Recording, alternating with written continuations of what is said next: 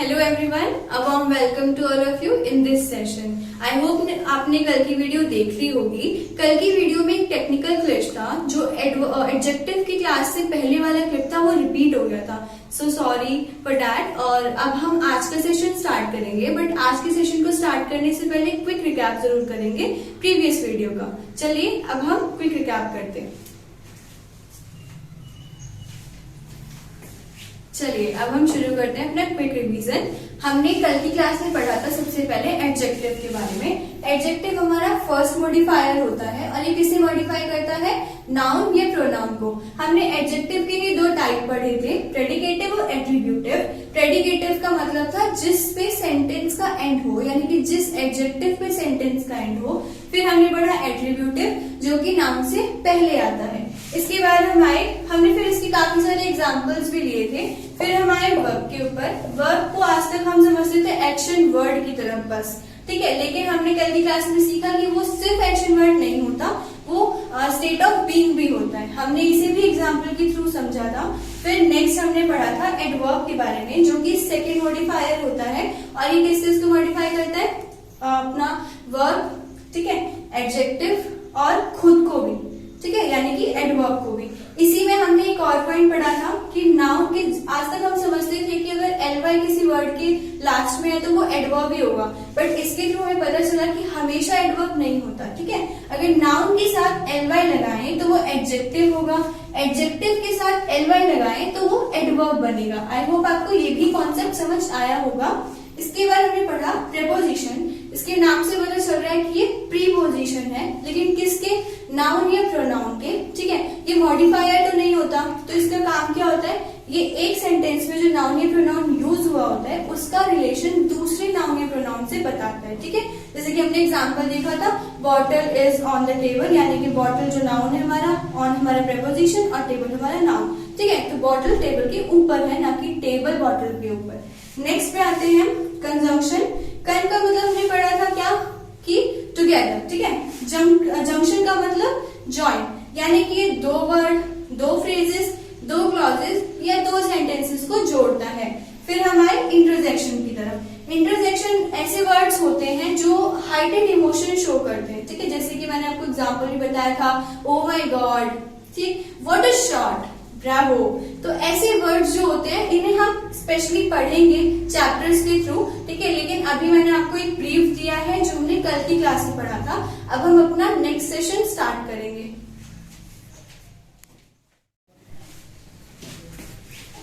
अब हम अपने पार्ट्स ऑफ स्पीच की नॉलेज को टेस्ट करते हैं इन क्वेश्चंस के थ्रू। इन क्वेश्चंस में आपने देखा होगा कि मैंने 3 पेयर में क्वेश्चंस लिखे हैं, दो सेंटेंसेस हैं और इन सभी सेंटेंस में सेम वर्ड हैं जिन्हें मैंने अंडरलाइन किया है। आपको इन अंडरलाइन जो वर्ड्स हैं इनकी ग्रामेटिकल प्रोफाइल बतानी है। मैं आपको 2 मिनट का टाइम दूंगी, आप इनकी ग्रामेटिकल प्रोफाइल को पहले इन सेंटेंसेस को नोट डाउन करें और इनको सॉल्व करें अपनी कॉपी में, ठीक है। उसके बाद हम साथ में मिलकर सॉल्व करेंगे।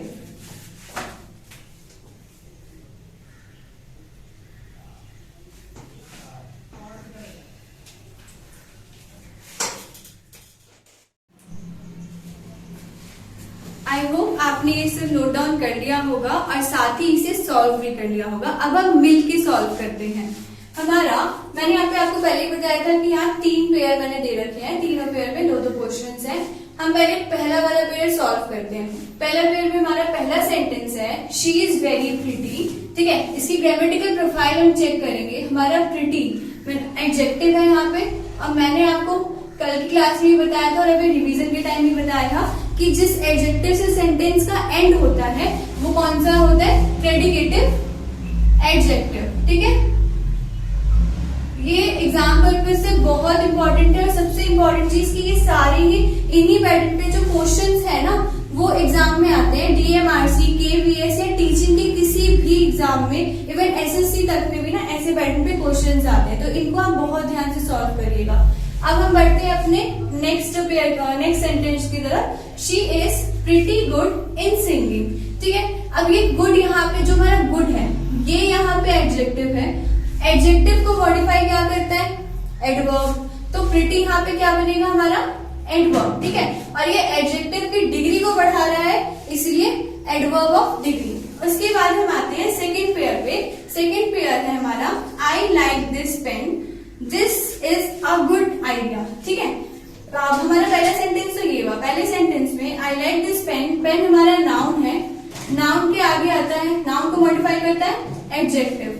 ठीक, फिर आता है हमारा सेकेंड सेंटेंस, इसमें इज हमारा वर्ब है, और वर्ब कहाँ पे, वर्ब से पहले क्या आता है, मतलब वर्ब किसके बाद आता है, सब्जेक्ट के। ठीक है, सब्जेक्ट क्या बन सकते हैं, या तो नाउन या प्रोनाउन। दिस नाउन तो है नहीं, इसीलिए क्या बनेगा हमारा प्रोनाउन। ठीक, आई होप आपको ये समझ आया होगा। अब हम अपने थर्ड पेयर की तरफ बढ़ेंगे। हमारा थर्ड सेंटेंस है आई हैव, थर्ड पेयर का पहला सेंटेंस है आई have seen him with my own eyes.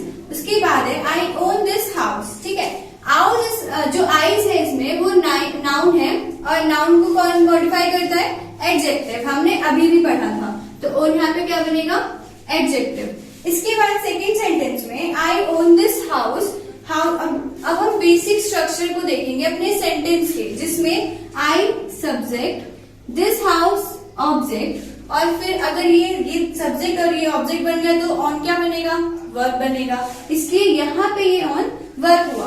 अब आपको इन सभी सेंटेंसेस को देख के पता चल रहा होगा कि कैसे हर सेंटेंस में ये ग्रामेटिकल प्रोफाइल इनकी चेंज होती रहती है।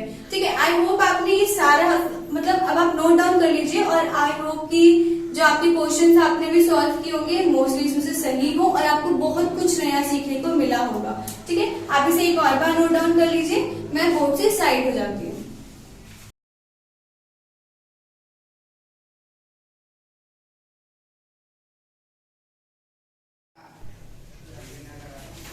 अब हम बढ़ते हैं अपने नेक्स्ट सेट ऑफ क्वेश्चंस की तरफ। ये मेरे सामने क्वेश्चंस लिखे हुए हैं, और इन क्वेश्चंस में मैंने वही सेम पैटर्न किया जैसे प्रीवियस क्वेश्चंस में था।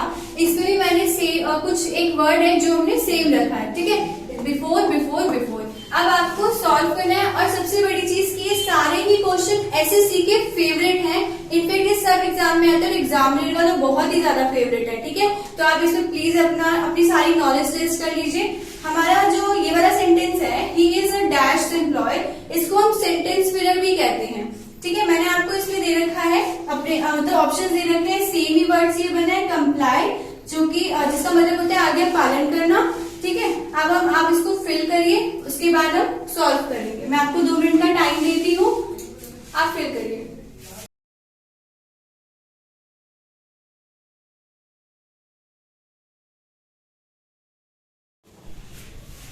आई होप आपने ये क्वेश्चन ट्राई किया होगा। अब हम इसे साथ में मिलकर सॉल्व करते हैं। हमारे पहले पेयर में 3 क्वेश्चन है। पहला है sentence I have seen this movie before, I have seen this movie before. Second है you are sitting before me. Third है the train had left before I reached the station. और ये वाला question SSC का favourite है, ये भूलिएगा मत। ठीक है, अब हम सॉल्व करते हैं। पहला है sentence I have seen this movie before, जिसके अंदर हमने बिफोर के कॉन्टेक्स्ट में हमने देखा कि बिफोर हमें किसकी नॉलेज दे रहा है, किसके बारे में जवाब दे रहा है, व्हेन, यानी कि मैंने ये मूवी कब देखी। ठीक है, कब मीन्स व्हेन, तो जो व्हेन का आंसर करता है वो क्या होता है, एडवर्ब ऑफ टाइम। और अगर ये एडवर्ब है तो डेफिनेटली वो किसी ना किसी को मॉडिफाई करेगा। अब हम पीछे आए, हमने देखा कि यहाँ सीन है, सीन हमारा वर्ब है, यानी कि ये एडवर्ब किसको मॉडिफाई कर रहा है, सीन, जो कि वर्ब है। ठीक है, पहले क्वेश्चन हमने सॉल्व कर लिया। नेक्स्ट आते हैं you are sitting before me. अब हमने पढ़ा है कि पहले हम देखेंगे कि ये जो मी है ये प्रोनाउन है, ये यू प्रोनाउन है, और जो सेंटेंस में नाउन या प्रोनाउन को के रिलेशन को बताता है दूसरे नाउन या प्रोनाउन से, वो क्या बनता है, प्रेपोजिशन। यानी कि ये बिफोर यहाँ पे क्या है, प्रेपोजिशन। ठीक, नेक्स्ट सेंटेंस है the train had left before I reached the station. ये हमारा पहला क्लॉज है। क्लॉज का मतलब मैं आपको आगे की क्लासेस में बताऊंगी, फिलहाल के लिए इतना समझते हैं जो खुद एक कंप्लीट सेंटेंस होता है, जिसका खुद का कंप्लीट मीनिंग होता है। ठीक है, फिर बिफोर है आई रीच्ड द स्टेशन, ये भी दूसरा क्लॉज है। जब दो क्लॉजेस, दो वर्ड्स, दो सेंटेंसेस या दो फ्रेजेस को कोई भी वर्ड जोड़ता है वो हमारा कंजंक्शन बनता है। ये हमने पहले भी पढ़ा था, ठीक है। और ये एरर डिटेक्शन में ये वाला क्वेश्चन बहुत आता है, इसलिए आप इस पे ज्यादा फोकस करिएगा। अब हमें पता चल गया कि पहले सेंटेंस में हमारा बिफोर एडवर्ब ऑफ टाइम है जो कि मॉडिफाई कर रहा है वर्ब सीन को। सेकंड में बिफोर प्रेपोजिशन हो गया जो कि हमारे यू और मी यानी कि प्रोनाउन और प्रोनाउन के बीच के रिलेशन को शो कर रहा है। थर्ड है द ट्रेन हैड लेफ्ट, जिसमें ये भी क्लॉज और आई रीच द स्टेशन, ये भी क्लॉज, और बीच में आके कंजंक्शन इन दोनों को जोड़ रहा है। अब आप इसे नोट डाउन कर लीजिए, फिर नेक्स्ट क्वेश्चन की तरफ हम बढ़ेंगे।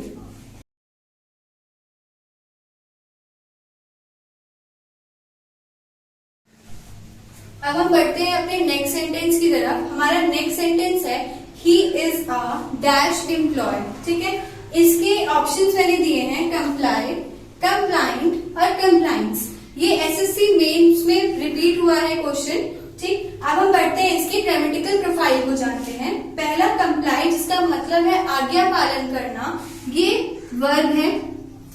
कंप्लाइंट ये एडजेक्टिव है और कंप्लाइंस नाउन है, बट कैसा नाउन? एब्स्ट्रैक्ट नाउन, ठीक है। अब हम देखेंगे अपने सेंटेंस में कि he is a dash employ. Employ हमारा यहाँ पे अगर नाउन, एम्प्लॉय हमारा नाउन है और नाउन को मॉडिफायर चाहिए होता है। मॉडिफायर क्या है उसका? हमने पहले भी पढ़ा था कि नाउन को मॉडिफाई क्या करता है? एडजेक्टिव। अपने ऑप्शन में चेक किया, हमारा एडजेक्टिव कौन सा है? कंप्लाइंट। तो यानी कि इसका आंसर हुआ कंप्लाइंट। आई होप आपको ये सब समझ आया होगा। इसे नोट डाउन कर लीजिए, फिर आगे बढ़ते हैं।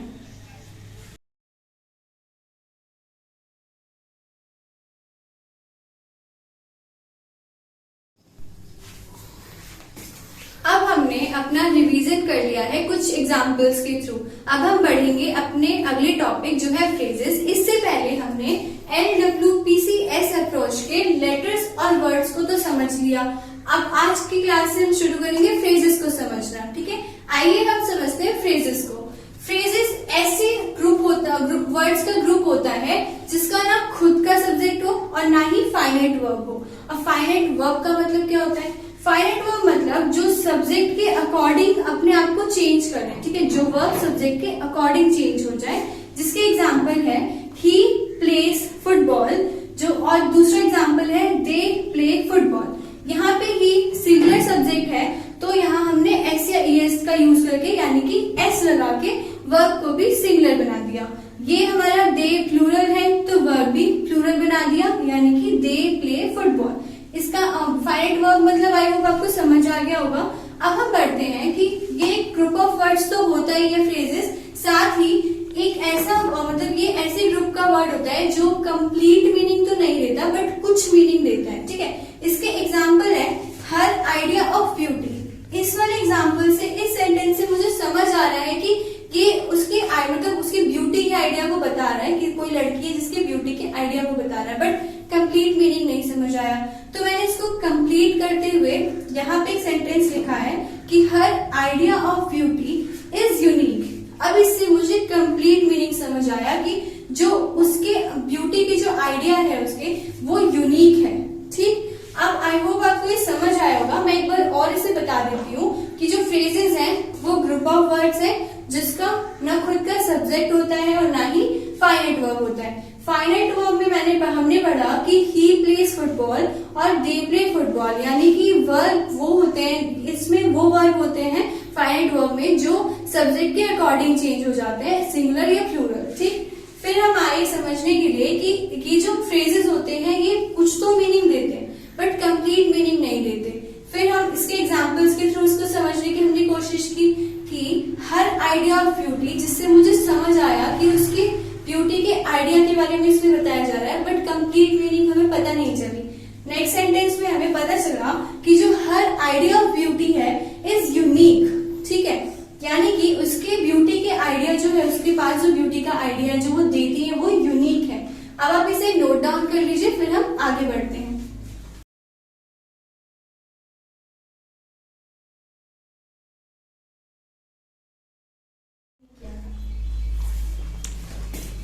आज का सेशन हम यहीं खत्म करेंगे। कल के सेशन में हम फ्रेजेस के बारे में पढ़ेंगे, फ्रेजेस के टाइप्स को पढ़ेंगे। आज मैं फिलहाल आपको फ्रेजेस की टाइप्स की इंट्रो दे देती हूँ। हमारा पहला टाइप होता है फ्रेजेस का नाउन फ्रेज, सेकेंड है adjective phrase, third verbial phrase, fourth adverbial phrase और फिफ्थ होता है फ्रेजल वर्ब। इनका जो काम होता है वो सेम वैसा ही होता है जैसे नाउन, एडजेक्टिव, वर्ब और एडवर्ब का होता है।